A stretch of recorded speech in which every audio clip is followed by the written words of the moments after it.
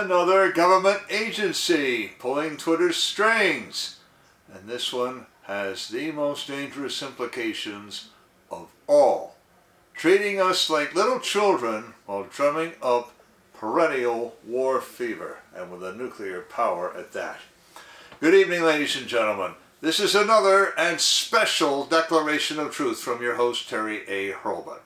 As I told you this morning, Matt Taibbi released 2 Twitter Files threads in one afternoon. The second thread concerned a hitherto unknown agency at the State Department, the Global Engagement Center, or GEC.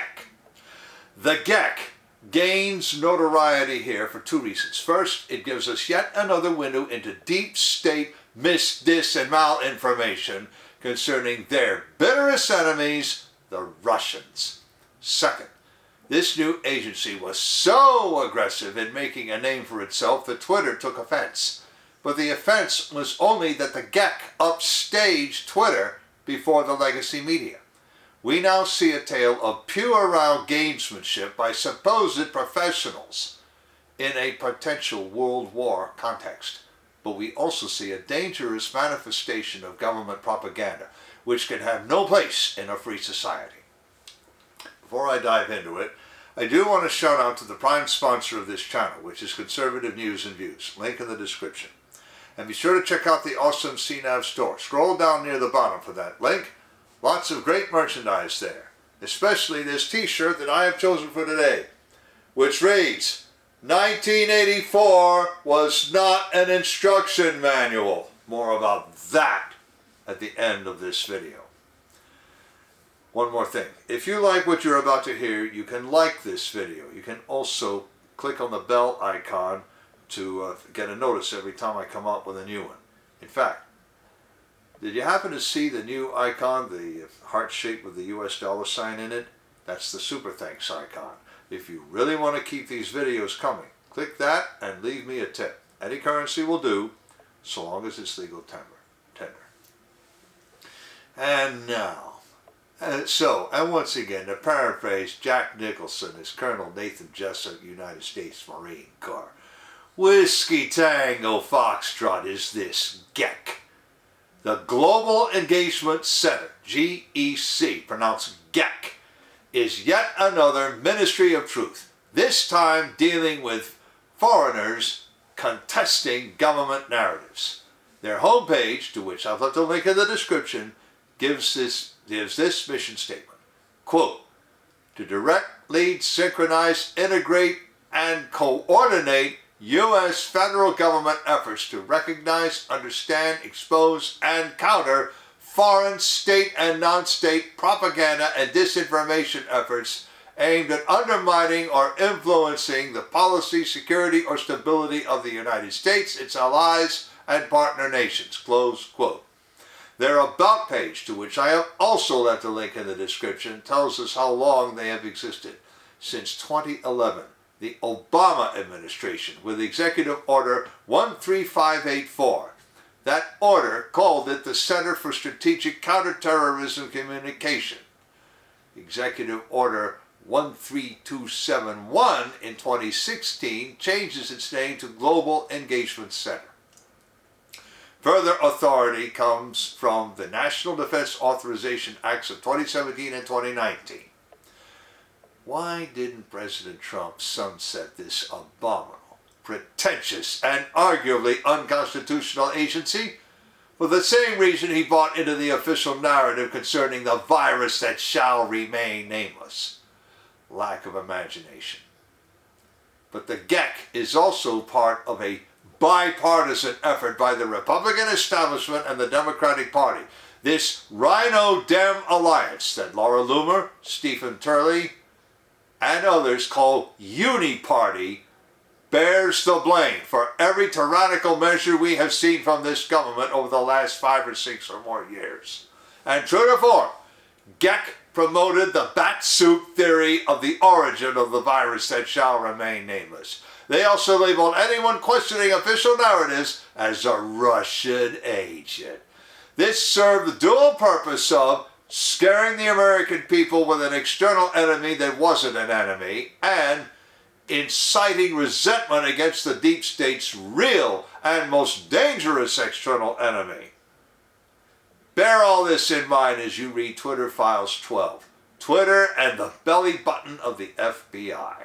As ever, I'm leaving in the description links to every other tweet in the thread. Don't hesitate to follow those links, because you will see many images and a few videos that are very valuable. And now, I'm going to quote the text of those tweets. Thread begins. The Twitter Files, Twitter and the FBI belly button, shown with a drawing of the abdomen of a moderately overweight man, with the Twitter emblem hanging from the belly button. And now we begin. By 2020, Twitter was struggling with the problem of public and private agencies bypassing them and going straight to the media with lists of suspect accounts. In February 2020, as the virus that shall remain nameless broke out, the Global Engagement Center, a fledgling analytic and intelligence arm of the State Department, went to the media with a report that they called Russian disinformation apparatus taking advantage of concerns about the virus that shall remain nameless, that is. The GEC flagged accounts as Russian personas and proxies based on criteria like describing the virus as an engineered bioweapon, blaming research conducted at the Wuhan Institute, and attributing the appearance of the virus to the CIA. State also flagged accounts that retweeted news that Twitter banned the popular U.S. Zero Hedge account, claiming the episode led to another flurry of disinformation narratives. Zero Hedge had done reports speculating that the virus had lab origin. The GEC still led directly to news stories like Agence France Presse headline, Russia-linked disinformation campaign led to alarm about the virus, and a political story about how Russian, Chinese, Iranian disinformation narratives echo one another. You haven't made a Russian attribution in some time. When Clemson's media forensics lab complained that Twitter hadn't made a Russia attribution in some time, Trust and Safety Chief Yoel Roth said it was revelatory of their motives. We're happy to work directly with you on this instead of NBC. Roth tried in vain to convince outsider researchers like the Clemson lab to check with them before publishing stories about foreign interference to media. Twitter was also trying to reduce the number of agencies with access to Roth. If these folks are like House Homeland Security Committee and DHS, once we give them a direct contact with Yoel, they will want to come back to him again and again, said Policy Director Carlos Monnier. When the State Department / GEC, remember this was 2020, during the Trump administration, wanted to publicize a list of 5,500 accounts it claimed would amplify Chinese propaganda and disinformation about the virus, Twitter analysts were beside themselves. The GEC report appeared based on DHS data circulated earlier that week and included accounts that followed 2 or more Chinese diplomatic accounts. They reportedly ended up with a list of nearly 250,000 names long and included Canadian officials and a CNN account. Roth saw GEC's move as an attempt by the GEC to use intel from other agencies to insert themselves into the content moderation club. That included Twitter, Facebook, the FBI, DHS, and others. The GEC was soon agreeing to loop in Twitter before going public, but they were using a technique that had boxed in Twitter before. The delta between when they share material and when they go to the press continues to be problematic, wrote one comms official. Now, for your information, the Greek letter name delta can mean a change or, as in this case, an interval. The episode led to a rare public disagreement between Twitter and state officials. it makes sense to push back on GEC participation in this forum. When the FBI informed Twitter that GEC wanted to be included in the regular industry call between companies like Twitter and Facebook and the DHS and FBI, Twitter leaders balked at first. Facebook, Google, and Twitter executives were united in opposition to GEC's inclusion, with ostensible reasons including the GEC's mandate for offensive I.O. to promote American interests. A deeper reason was a perception that, unlike the DHS and FBI, which were apolitical, as Roth put it, the GEC was political, which in Twitterese appeared to be partisan code. I think they thought the FBI was less Trumpy, is how one former DOD official put it. After spending years rolling over for Democratic Party requests for action on Russia-linked accounts, Twitter was suddenly playing tough. Why? Because, as Roth put it, it would pose major risks to bring the GEC in, especially as the election heats up. When senior lawyer Stacia Cardile tried to argue against GEC's inclusion to the FBI, the words resonated with Elvis, not Laura. I.e. with Agent Elvis Chan of the San Francisco office, not Foreign Intelligence Task Force or FITF Unit Chief Laura Demlow. Before I go on with how that little dust-up finally settled down, I want to shout out to a sponsor who can really help you through the economic storms to come. That sponsor is oursilverlines.com. Do you feel like you're working harder for your money just to get by? You are not alone. The fluctuating economy, employment issues, and unexpected changes in life have left many families struggling over the past few years. Collecting gold and silver can help shield you against many of these challenges. But if you're like me many years ago, you don't know where or how to start. Our Silver Lines helps by connecting you with thousands of members who are learning the secrets to creating and protecting true wealth by collecting precious metals. Now, whether you just want to collect rare and unique coins or take advantage of the business opportunities this company provides, either way, they can help you learn to live an exceptional life. Visit oursilverlines.com. Learn how you can build a legacy for your future. And so we go on. Eventually, the FBI argued first to Facebook for a comprehensive solution. Other U.S. government agencies could participate in the industry calls, but the FBI and DHS would act as sole conduits. Roth reached out to Chan with concerns about letting the press-happy GEC in, expressing hope that they could keep the circle of trust small. State, NSA, and CIA. Chan reassured him it would be a one-way channel, and state/GEC, NSA, and CIA have expressed interest in being allowed on in listen mode only. And now we hear the use of that term belly button. We can give you everything we're seeing from the FBI and USIC agencies, Chan explained, but the DHS agency, CISA, Center for Internet and Security Cybersecurity Agency, will know what's going on in each state.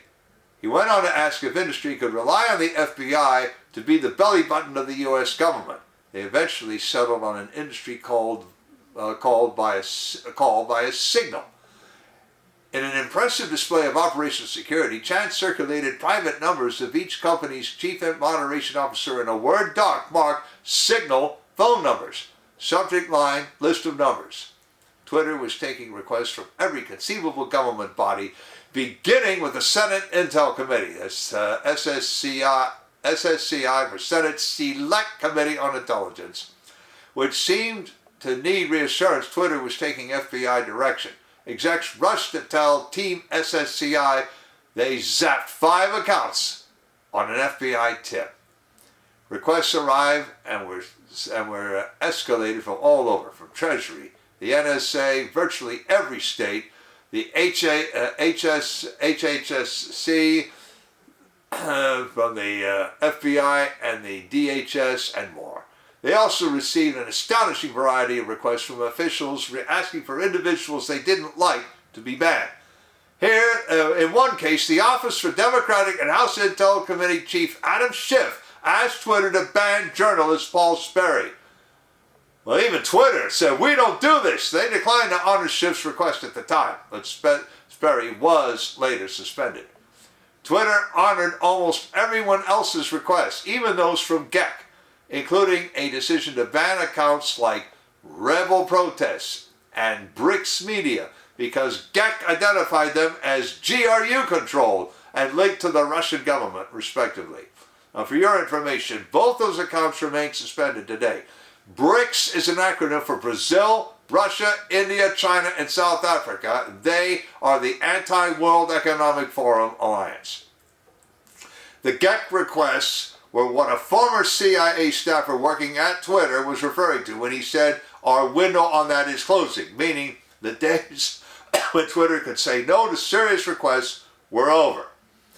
Remember the 2017 internal guidance in which Twitter decided to remove any user identified by the U.S. intelligence community as a state-sponsored entity committing cyber operations? By 2020, such identifications came in bulk.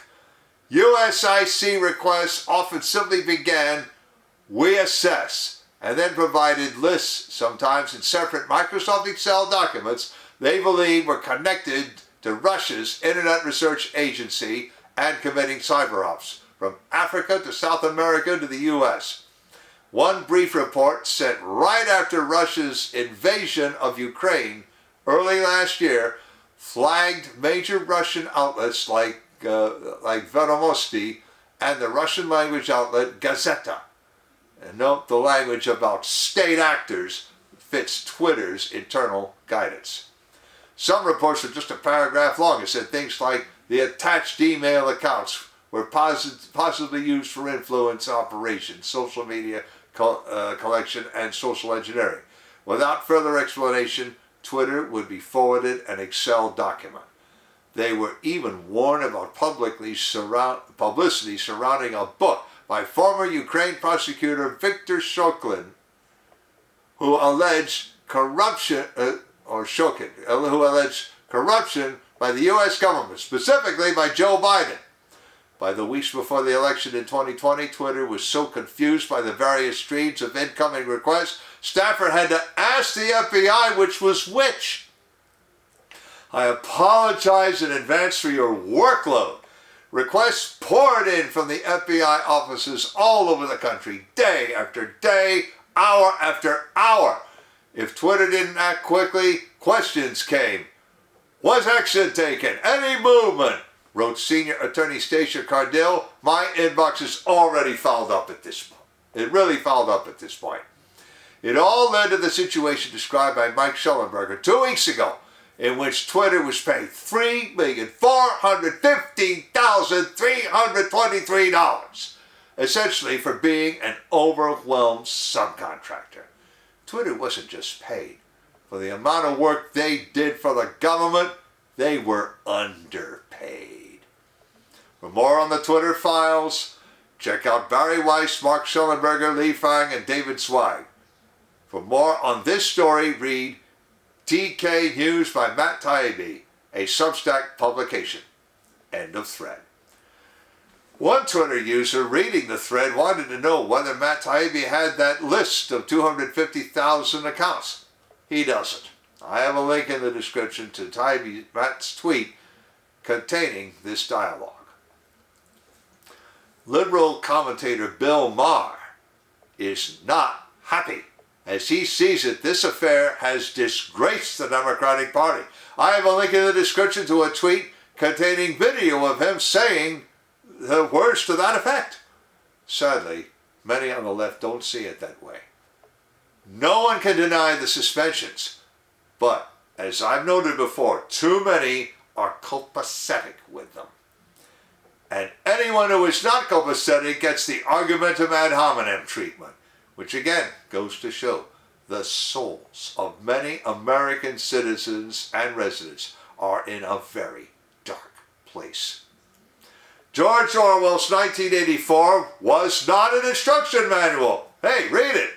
It was a warning, but clearly many people took that novel as an instruction manual. This GEC is indeed a ministry of truth, and of course totally blurs any distinction between foreign and domestic contradictors of the narrative. That is, if you grant that any such distinction ever existed. A free society does not have a GEC.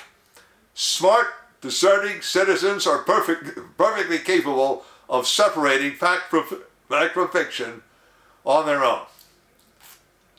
GEC is like something out of lurid movies about totalitarian takeovers of the United States. We saw this in the year 1984's Red Dawn, and earlier in 1967's Shadow on the Land, and we arguably saw it in another cautionary movie, 1983's Blue Thunder. GEC is about otherization, this time about other countries or civilizations. Furthermore, it ill befit President Trump to let this go on. Inevitably, they betrayed him, first by feeding him a false narrative, and then by seeking to destroy everything he ever stood for. This particular installment of the Twitter Files shows yet again the injustice to which Twitter users were subject, but it also shows how dangerous a servant and how fearsome a master our government has now become. I urge all Americans to contact their senators and representatives and urge them to disband the Global Engagement Center. And they don't even have to move any of its functions to other agencies. None of them are legitimate. None. Zero. Link in the description to the article, to the GEC Home and About pages, to the thread, to the tweet from Taibbi about how he doesn't have the list of 250,000, to the tweet with Bill Maher's commentary, to my Declarations of Truth Twitter account, and to Conservative News and Views. I've also left links to the awesome CNAV Store and to oursilverlines.com, as I also mentioned. You know already about how to like a video, turn on notifications, and leave a tip. On the end screen, I'm going to leave a subscribe link to my channel, a link to the Twitter Files playlist, a link to the earlier video I did about state actors being real, and one other, if I can find one. This is Terry A. Hurlbut delivering another declaration of truth and reminding you to let the truth set you free.